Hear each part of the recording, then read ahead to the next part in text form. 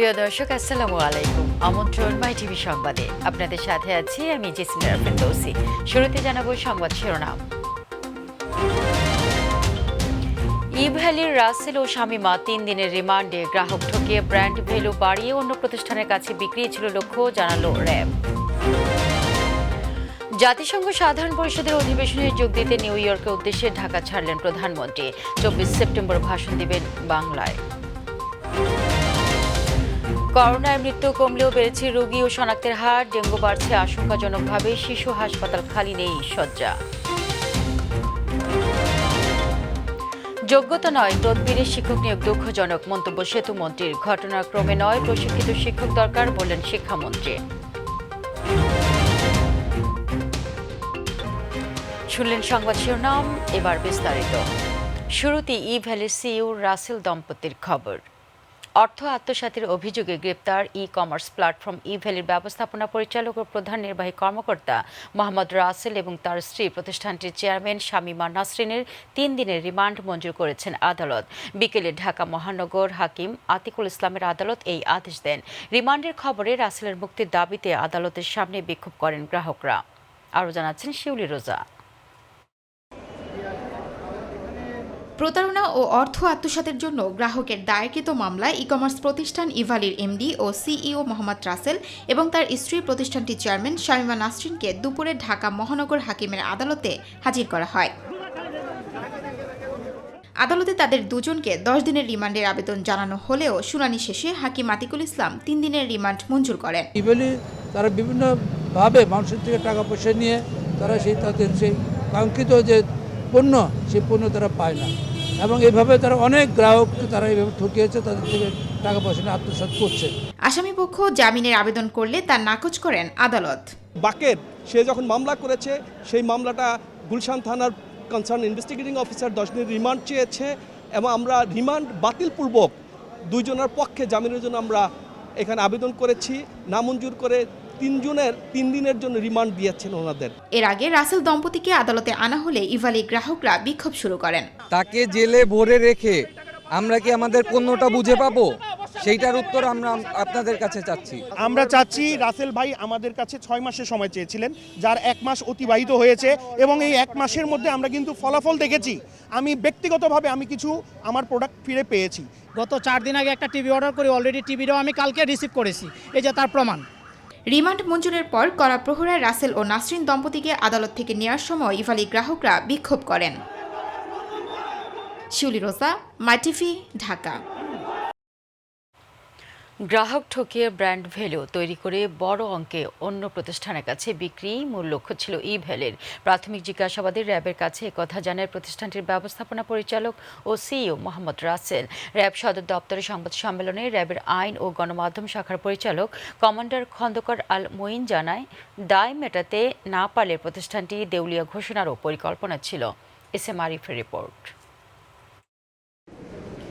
প্রতারণার অভিযোগে এক গ্রাহকের করা মামলায় ই-ভ্যালির ব্যবস্থাপনা পরিচালক ও সিইও মোহাম্মদ রাসেল এবং তার স্ত্রী চেয়ারম্যান শামীমা নাসরিনকে বৃহস্পতিবার বিকেলে রাজধানীর মোহাম্মদপুরের বাসা থেকে গ্রেপ্তার করে র্যাব।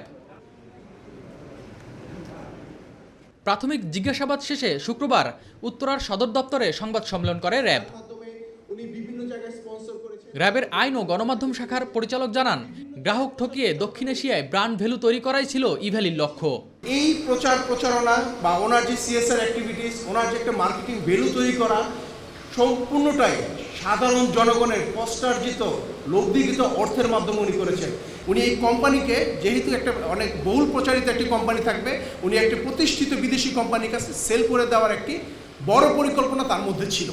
তিনি জানান, বিভিন্ন সংস্থার তদন্তে ই-ভ্যালির দেনা 403 কোটি টাকা হলেও সিইওর তথ্যমতে দায়ের পরিমাণ 1000 কোটি টাকার বেশি।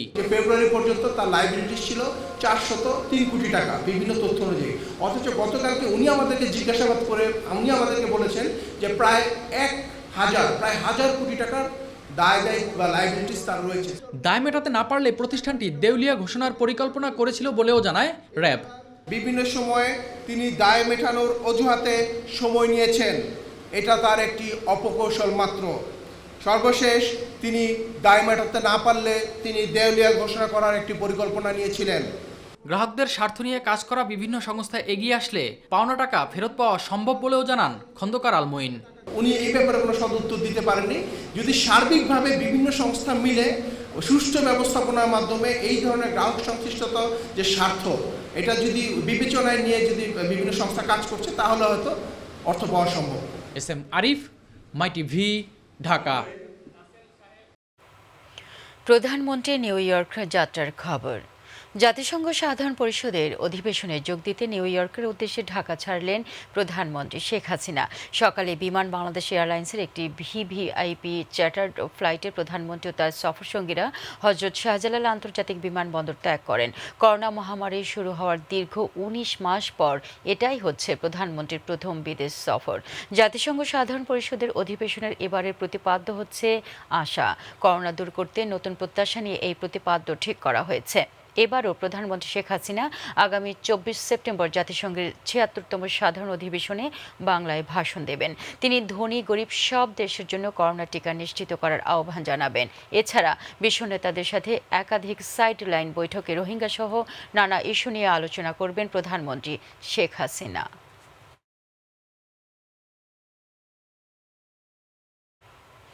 এবার করোনা ও ডেঙ্গু প্রসঙ্গ।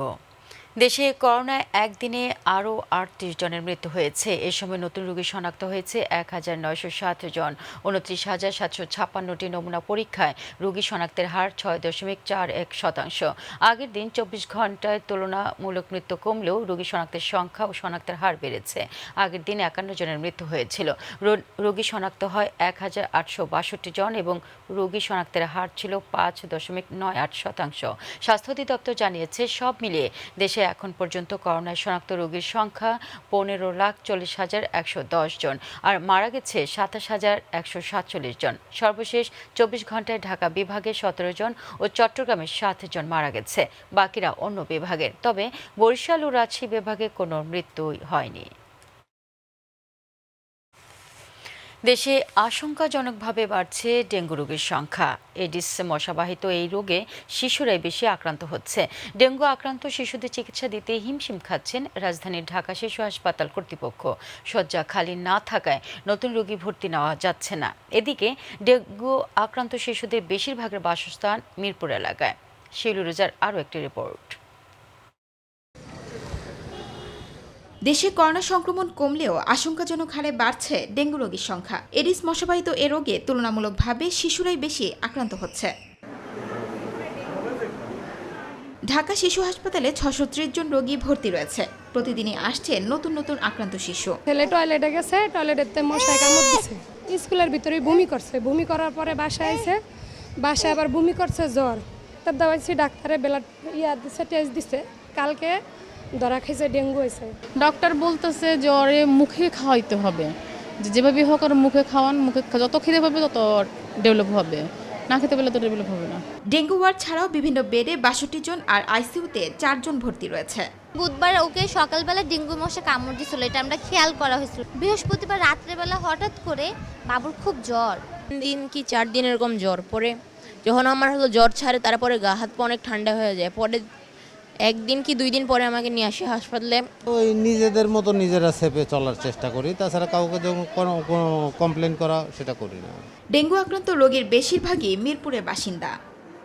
মিরপুর কাজীপুরে অনেক বছর ধরে থাকে, কিন্তু মশা যে কীভাবে হইলো এটাই চিন্তা করলাম। মিরপুরে হাসপাতাল ছিল, বাট আমার এখানে একটু রাখার সুবিধা আছে যে আমার কাছাকাছি শ্যামলী আত্মীয় স্বজন আছে, টেক কেয়ারের জন্য আর কি এখানে নিয়ে আসা আর কি। জরুরি বিভাগের কর্মরত চিকিৎসক জানান, প্রতিদিনই ডেঙ্গু রোগী আসছে, কিন্তু শয্যা খালি না থাকায় নতুন রোগীদের জায়গা দেওয়া সম্ভব হচ্ছে না।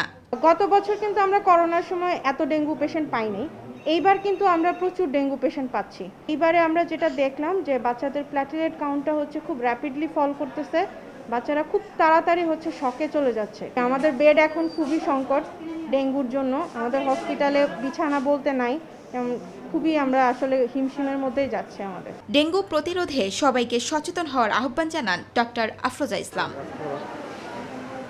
শিউলি রোজা, মাই টিভি, ঢাকা। এবার চলে যাচ্ছে অন্যান্য প্রসঙ্গে।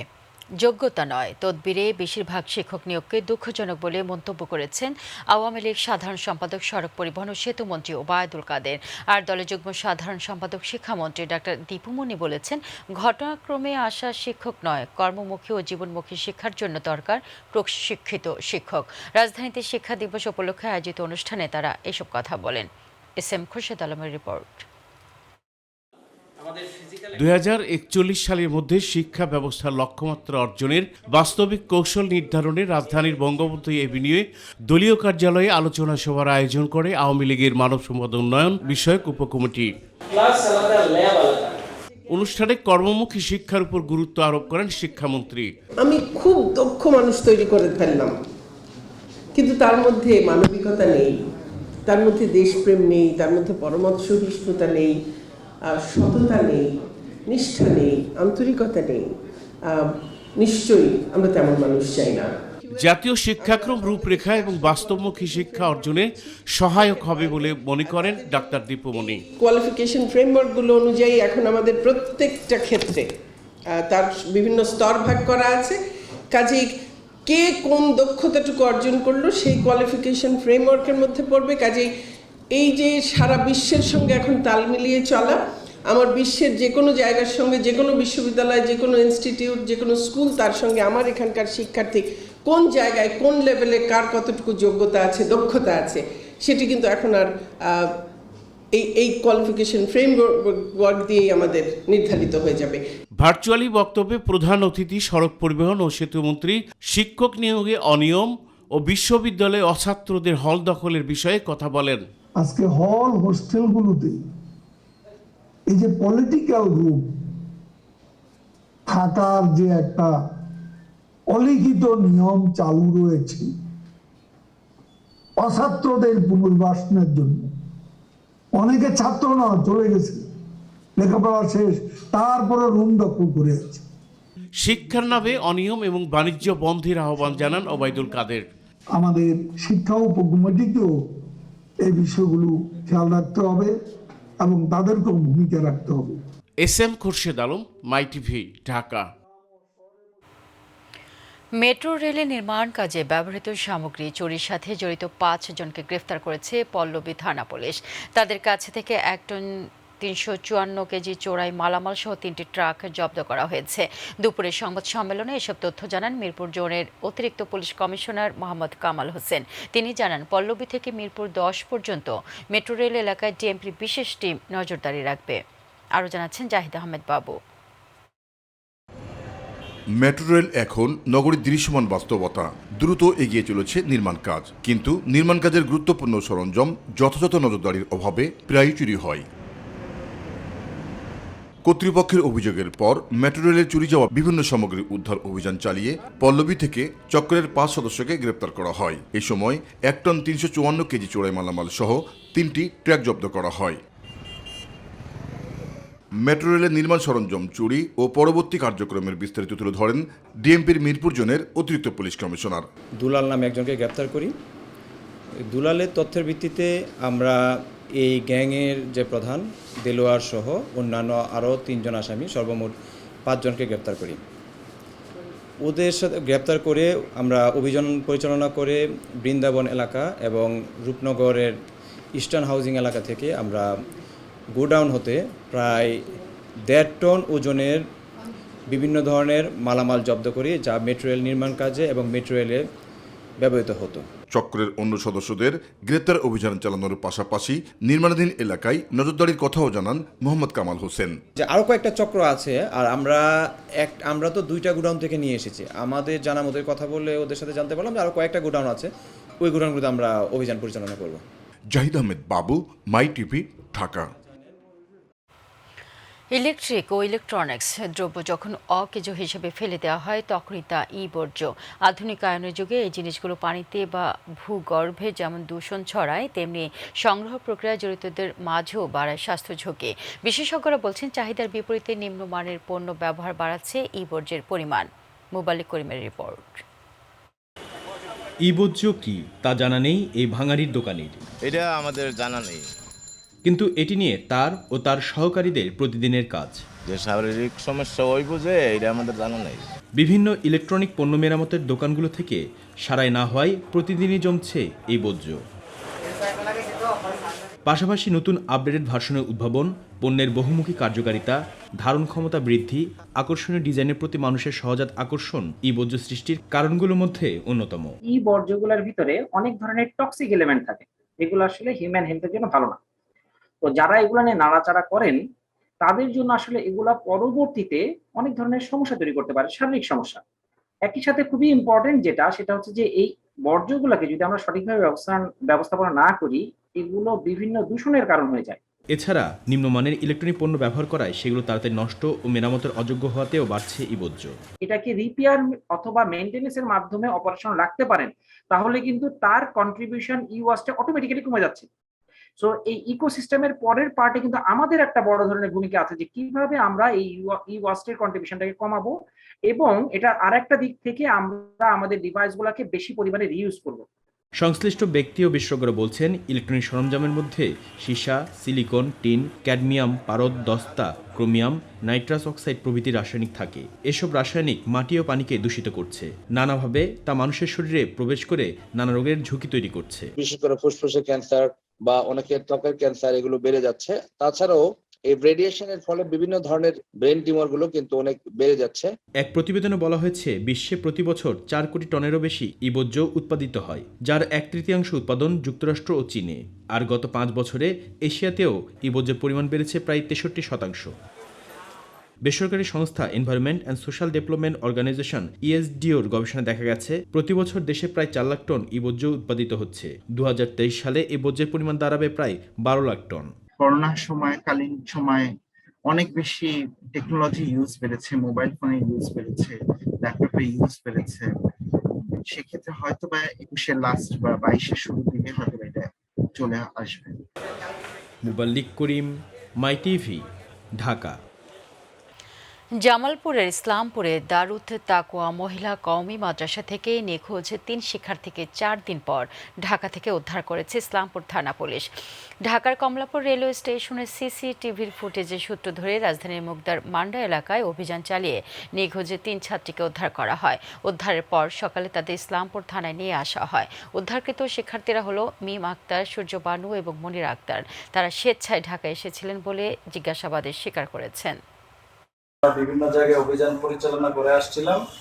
গতকাল রাত প্রায় 11:40 দিকে আমরা 3 জন ছাত্রীকে ঢাকার মুগদা থানার মান্ডা নামক এলাকা থেকে এক রিক্সা চালকের ভাড়া বাসা থেকে 3 জন ছাত্রীকে অক্ষত অবস্থায় উদ্ধার করতে সক্ষম হয়। রাজধানীর বাজারে বেড়েছে মুরগি, চাল ও তেলের দাম। পাকিস্তানি কক বা সোনালী মুরগির দাম কেজিতে 20 টাকা এবং ব্রয়লার কেজিতে 10 টাকা বেড়েছে। সয়াবিন তেলের দাম বেড়েছে প্রতি কেজিতে 8 টাকা। এছাড়া দাম বেড়েছে শসা ও টমেটোর। আগের দামেই বিক্রি হচ্ছে সবজি। SM খুরশেদ আলমের রিপোর্টে দেখুন বিস্তারিত। রাজধানীর কারওয়ান বাজারে বেড়েছে প্রায় সব নিত্য পণ্যের দাম, কিন্তু সবকিছু ছাড়িয়েছে মুরগি। পাকিস্তানি কক কিংবা ব্রয়লার গত সপ্তাহের তুলনায় বিক্রি হচ্ছে 10 টাকা থেকে 20 টাকা বাড়তি দামে। ব্রয়লার মুরগি এখন আমরা 150 টাকা করে কেজি বিক্রি করতেছি আর কি। আর সোনালি যে পাকিস্তানি যে মুরগিটা সেটা এখন 290-300 টাকা কেজি। বাড়ার কারণ হলো আমাদের যে ফার্মগুলিতে এখন মুরগি একটু সংকট আছে, সেজন্য আসলে চাহিদা বেশি কিন্তু যোগান কম। প্রতি কেজিতে তেলের দাম বেড়েছে 8 টাকা। আন্তর্জাতিক বাজারে ডলারের দাম বৃদ্ধি পাওয়ায় এসবের দাম বেড়েছে বলে জানান ব্যবসায়ীরা। সোয়াবিন তেলের দাম, সরষের তেলের দাম এটা বাজারে অতিরিক্ত বাড়ছে, 8 টাকা বাড়ছে পার লিটারে। মসুরি ডাল, চিনি, আটা, ময়দা এগুলি গত 1 সপ্তাহ 15 দিন আগে যা ছিল এখনো তাই আছে। শসা, টমেটোর দাম বাড়লেও অন্যান্য শাকসবজির দাম রয়েছে আগের মতোই। গত সপ্তাহ থেকে এই সপ্তাহে আপনার শসা, টমেটোর দামটা আর কি বেশি আর কি। আপনার শসাতে আপনার কেজি প্রতিতে পায় 20 থেকে 30 টাকায় বেশি আর কি। আগে যা ছিল তার চেয়ে মোটামুটি একটু বাড়তি এখন বাজার। কেজিতে তোমার 5 টাকা 10 টাকা এরকম বেশি একদম। SM খুরশেদ আলম, মাই টিভি, ঢাকা।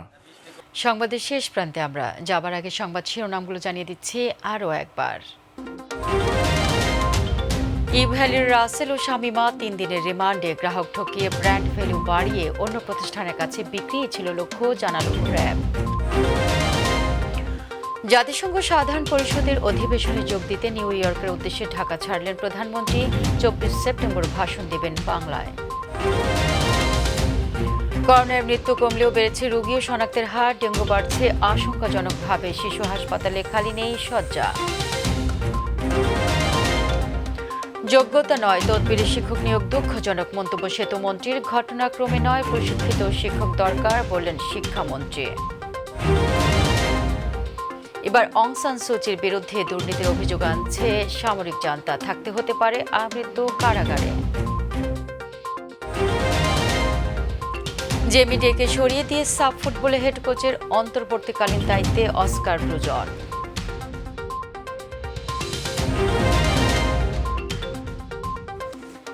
এই ছিল এখনকার আয়োজনে। ধন্যবাদ সাথে থাকার জন্য। ইউটিউবে মাই টিভি সংবাদ পেতে ভিজিট করুন youtube/mytvbd নিউজ এবং সকল অনুষ্ঠান দেখতে ভিজিট করুন youtube/mytv বাংলা, facebook/mytv বাংলা। আমাদের পরবর্তী সংবাদ দেখার আমন্ত্রণ জানিয়ে বিদায় নিচ্ছি। দর্শক, করোনা সংক্রমণ রোধে সবাই সতর্ক থাকুন, মাস্ক পরুন, অবশ্যই স্বাস্থ্যবিধি মেনে চলুন। আল্লাহ হাফেজ।